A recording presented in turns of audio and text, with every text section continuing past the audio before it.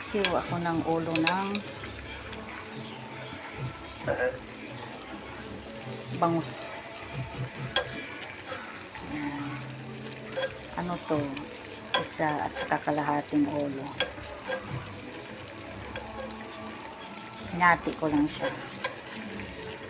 Hinati ko ang ulo, tapos siniparit ko na rin ang ulo at saka yung ganito, para hindi siya sobrang laki, kasi pangit pag sobrang laki.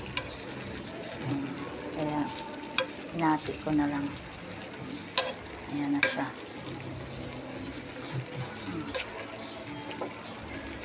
Marami na siya kasi ang isang ulo nagawa siyang 4 kasi sobrang laki kasi ang ulo.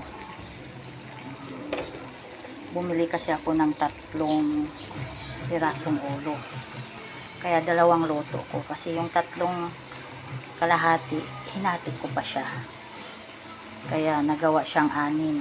Tapos may natira pang 3 din na kalahati sa ulo. Bali kung ihati ko pa yun, magawa na siyang 6, kaya tipid. Ay sobrang laki kasi siya, tapos mataba, masarap siya, sobrang taba. Naluto na ang aking paksiw na ulo.